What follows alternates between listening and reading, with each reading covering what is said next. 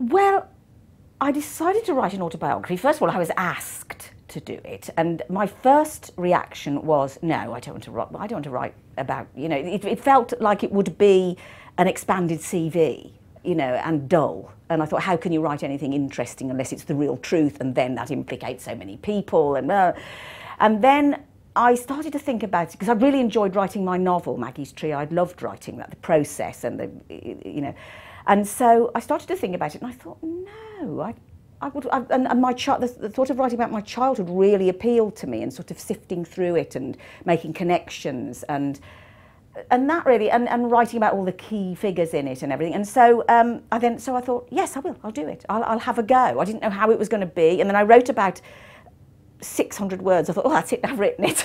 I couldn't think of anything else for a while, and then I thought, no, come on, no, it's okay. It's going to be all right. And yeah, so those are the reasons.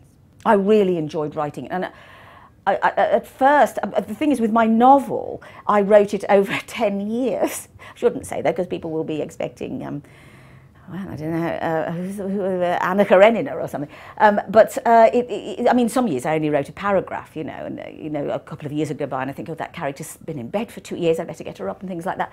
And I wrote it in between acting jobs, so it never felt like a real job, which is the wrong way to go. And then suddenly Orion, my wonderful editor, Alan Sampson, rang and said, we want it in June last year. And I thought, I can't possibly do that because it'd take me 10 years to write. You know how I write. How am I can't possibly do that? But I thought, no, I'm going to do it. I'm going to sit down and do it as a proper job, writing job, and shelve the old acting and do it as a writing job. And that's what I did. And the greatest pleasure was meeting my own little targets every week. That was one of the, that was really fantastic. And the fact that I actually finished it was like the biggest piece of homework ever in the world. And then, I finished it for the job. Yeah, so I absolutely loved doing it. I wanted the book to be, first of all, truthful as I could make it be without hurting anyone or exposing anyone in any way.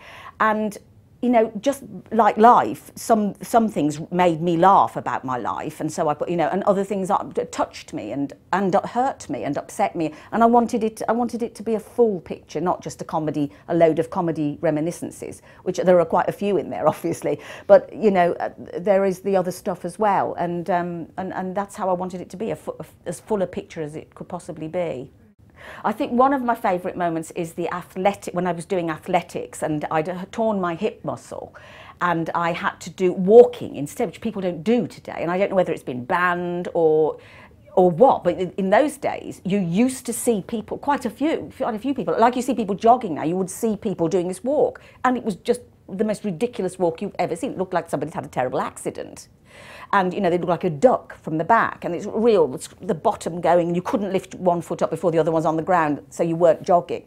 And there was an actual sport. Well, I took that on, and I was terribly competitive, as with the running, terribly competitive. So he decided, the coach, to put me in for an athletics meeting where there was a walking event. And I went in, I went off like off a shovel, off I went down the track, and, of course I was miles ahead of everybody, but gradually, because I just hadn't paced myself. One, I hadn't listened to anything the man had said, I just wanted to be out front, and of course gradually, one by one, everybody overtook me. And then, so I thought, oh my God, I'm going to come last. I'm not only going to be last, I'm going to be last by about 2 hours. People will have left the stadium. This is absolutely appalling. So I engineered in my head, right, what I've got to do here is I've got to stage an illness.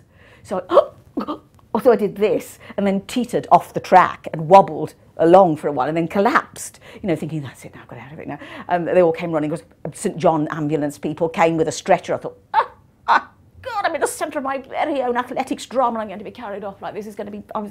Anyway, the coach then came up and said, get up, don't be so daft. She's gone off, look, off a shovel, and now she's got pufflet. It was all completely humiliating. The whole crowd ran me by now. And he just sort of, took all the wind out of my sails, and he said, you don't need that stretcher, took that away. So that was it, and that was the end of my walking career. But I loved writing about it. It really made me laugh.